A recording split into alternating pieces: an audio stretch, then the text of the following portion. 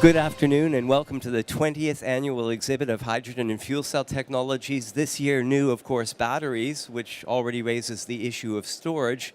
There's a lot of technologies involved. There's also an energy debate involved in all of this, and we need someone who's informed on all of these topics, particularly someone who can tell us a bit about the logistics of getting the government to work with this industry and getting this industry to work with legislation.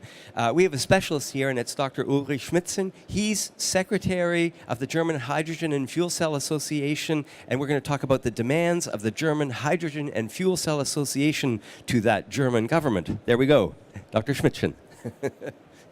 Welcome. Question number one is always general portfolio. The German Hydrogen and Fuel Cell Association. When was it formed, and what do you guys do? Well, we were formed in 1996, and we are a non-profit private association which is supporting hydrogen and fuel cells as part of a future energy system. We are doing this on a private basis. We do not depend from a party or a company or an industry or the government. And we are, in a nutshell, the German hydrogen and fuel cell lobby. Okay, so you're not a technological industry player, but you mediate between the technology. I'm just trying to isolate the role between you and, in fact, you're a lobby group. Yes. Yeah.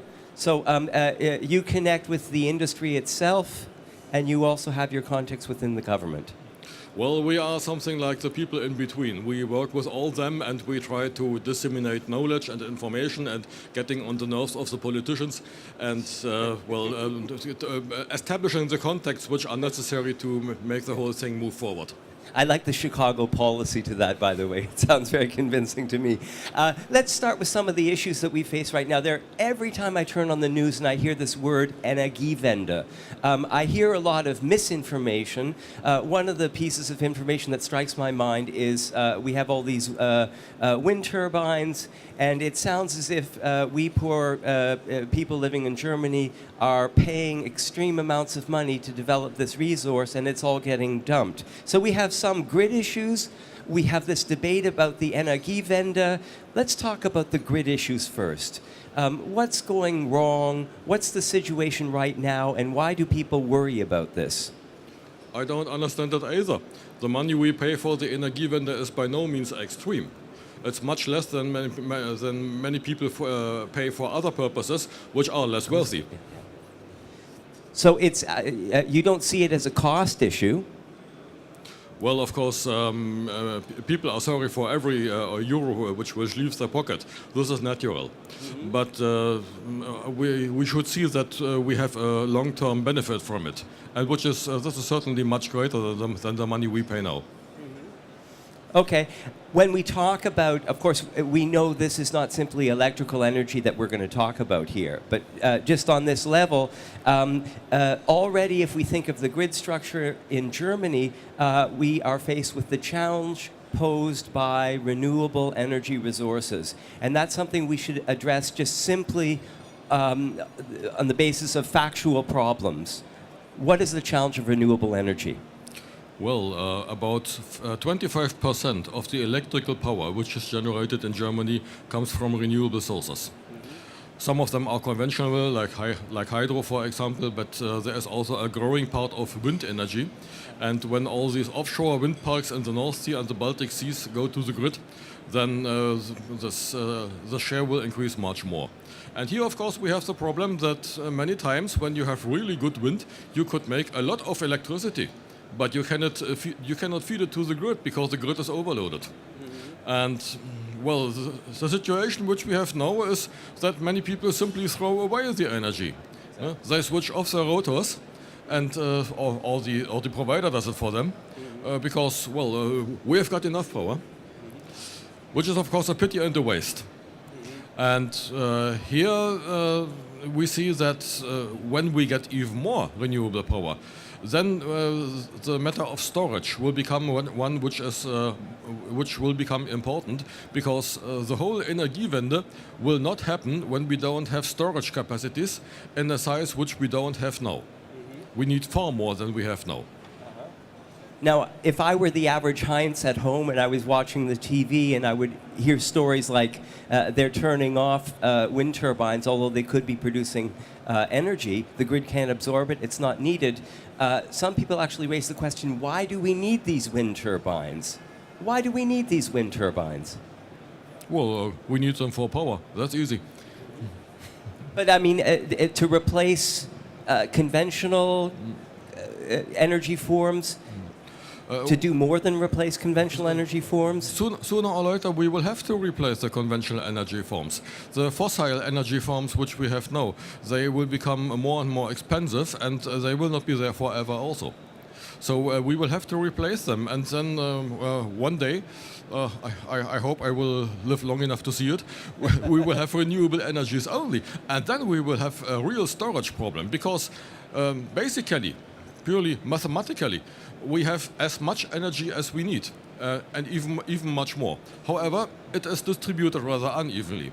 A PV plant on your roof is nice, but what do you do in the evening when you want to read?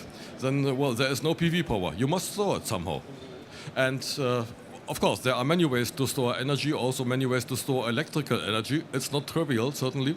Sure. However, when you want to store really big amounts of electricity and you want to do it for more than, for example, 2 days, then there is almost no alternative to hydrogen. So power to gas is a big catchword, which and also the electricity providers have noticed this. We're going to have to talk in detail about the power to gas and the energy storage issue. Before we get into that topic in more detail, people talk about necessary strategies. There is something, you described it in the preparation for the interview as the EEG, and there are questions of strategy. First of all, what is the EEG? Well, EEG means Erneuerbare Energiengesetz, the law on renewable energies, which has been a very successful instrument to promote renewable energies in the past, and which we hope will also remain such an instrument. And that is a law which requires, for example, that energy generated from wind parks or from PV plants can be fed into the grid, and that the producer also gets money for it. Okay, so this makes actually wind power financially viable. Yes. Okay. Are you satisfied with the governmental strategy with view towards the future supply of energy? Do you feel they do have a strategy? Is the strategy adequate? Or do you think one has to think more strategically about what we're doing with energy? I would be happy to make a few comments on the government strategy if you would tell me what the strategy is. Okay. Because apparently there isn't any. Of course, there's a lot of goodwill. They're up to here. And there is a lot of activity in certain specific points, usually the points where it is needed the most urgently. However, what we do not see is a really comprehensive strategy for the energy of the future. It looks that many people think the whole Energiewende will just be an electricity-wende. But electricity is only a part of the energy and not even the biggest part. A really comprehensive strategy must include, of course, electricity, but also the heat and mobility. Because mobility is an important point, an important part of our energy system. And hydrogen comes in all three. Hydrogen, you can generate electricity from hydrogen, and of course you can burn hydrogen, which gives you heat, and you can also use hydrogen as fuel. So this hydrogen is a common denominator for the whole energy strategy. Okay. Now, when we talk about strategy, we can divide this up into two fields. One, from the business side, we need a strategy that allows people in the technology business to market their technology in a financially viable way. There's another strategic question, and that is we have a budget of energy we need to cover. We have to have energy security. We don't want to depend on an energy system where we can be turned off like the Ukraine in the middle of winter. So let's start with the energy security issue here. We have to cover a large energy budget. Where do you see the important technologies there? Wind energy alone, a combination of other technologies? I think we will not get rid of the conventional energies that easily and that quickly. They will still be with us for a while, but we must work on phasing them out increasingly. And what is happening right now in Ukraine should be taken as a warning shot by the politicians, because it's obvious that the conventional fuels will not be available for eternity. But even in the short term, they may not be available for political reasons. This may happen quickly. And we had this before, and we may have it again. I can't tell you what Putin will do tomorrow, but he can't tell you what he'll do tomorrow. The trend is clear. Yes. Well, so I personally doubt that a country like Germany will ever be able to provide its whole energy demand from its own sources.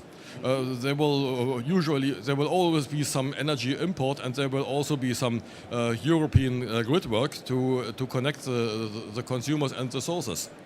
But one thing is clear: renewable energies will only be able to cover the base load, and this is what they must do. They must cover the base load when we have enough storage. And here we are back to topics like, for example, power to gas. Okay, we are going to get to that very shortly. The other side of the strategy, which I mentioned, which is interesting for me, if you want to encourage people to move forward in supplying energy with renewable resources, there has to be some guarantees on a legislative level so that we know if I'm constructing a solar park or if I'm using wind turbines, that there's going to be a reward on my investment. Are you satisfied with the situation? Is there enough legislative activity so that these technologies become financially viable, or are the old energy forms, have they got the sort of their finger in the pie?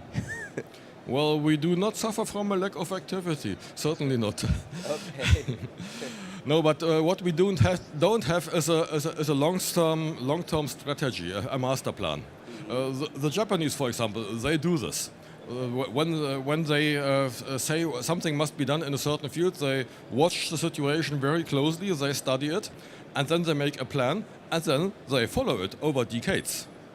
And this is one of the reasons for their leading position in many fields of industry.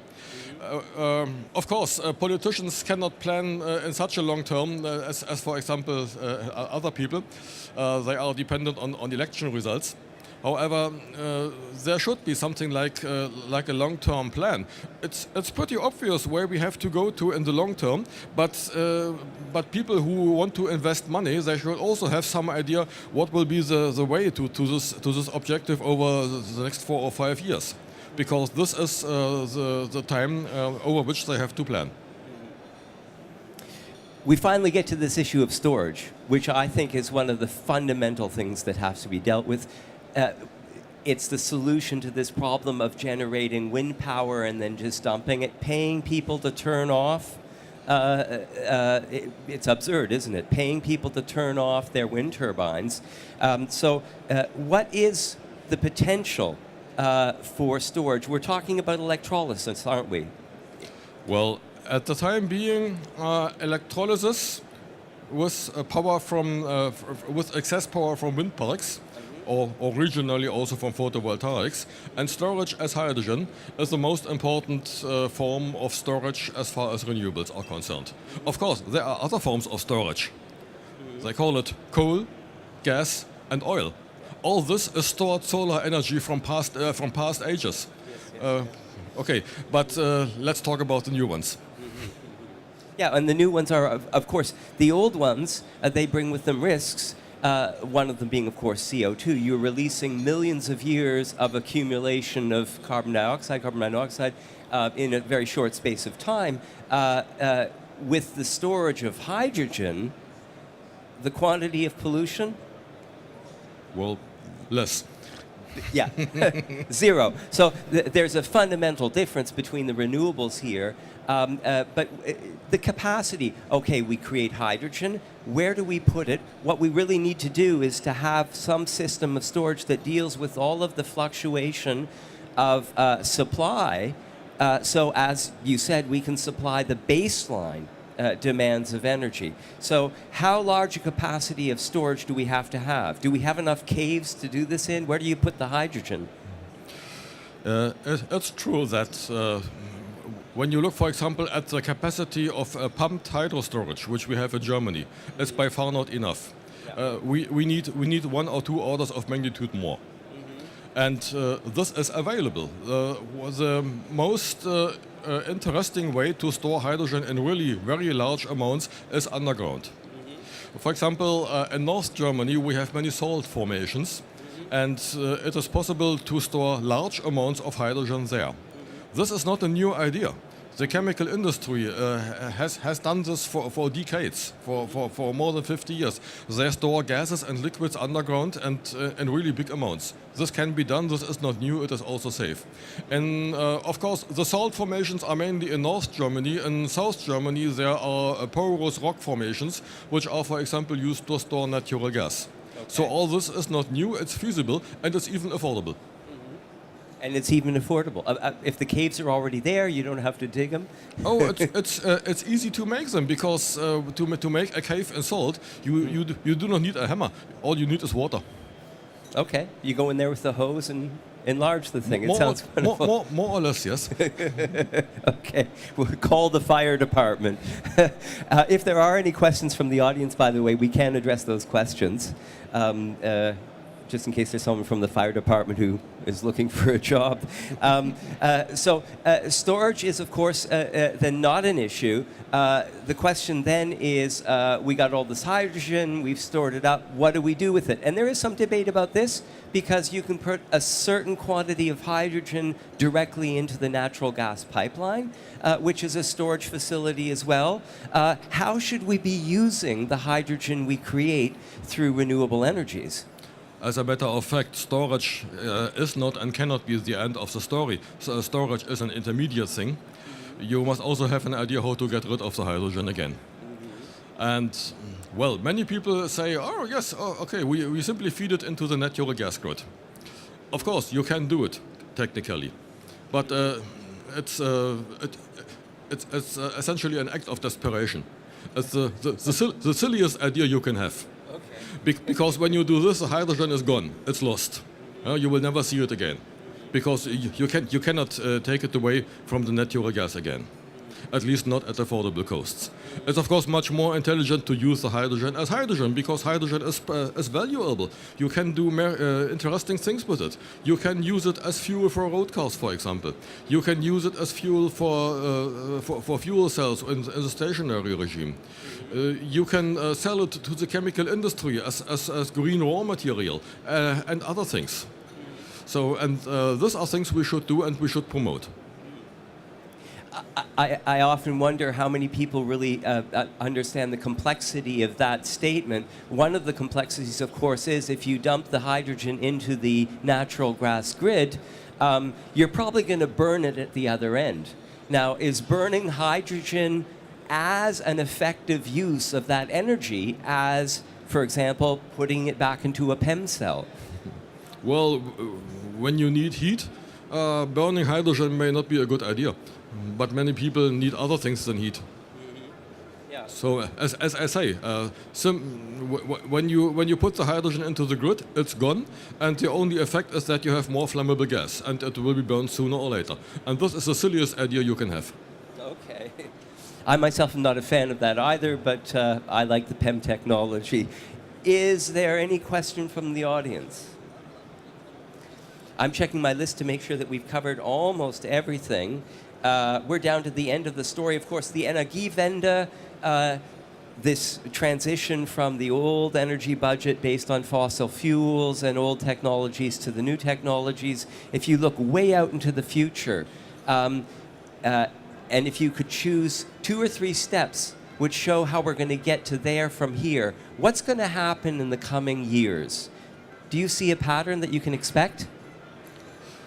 Well, as I said, we should have something like a consistent strategy, and if we would get this, it would be a very good idea.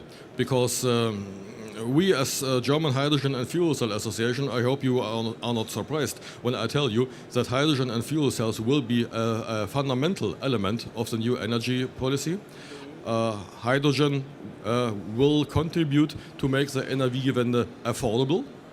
And, well, when you ask me, the whole Energiewende will not work without hydrogen and fuel cells. That, I suppose, is a good message to leave the topic for now. Although I encourage everyone to go to their booth and continue the conversation. I've been talking to Dr. Ulrich Schmidtchen, who's the secretary of the German Hydrogen and Fuel Cell Association, about the demands of the German association to the German government right now. They're at booth E63, which is just over there, and you can continue the topic there. Also online, there's wonderful brochures and information with great quotations about that fact that without hydrogen, the future of the energy supply is in jeopardy. With that, I thank you very much for being here, and I hope I'll see you back here next year.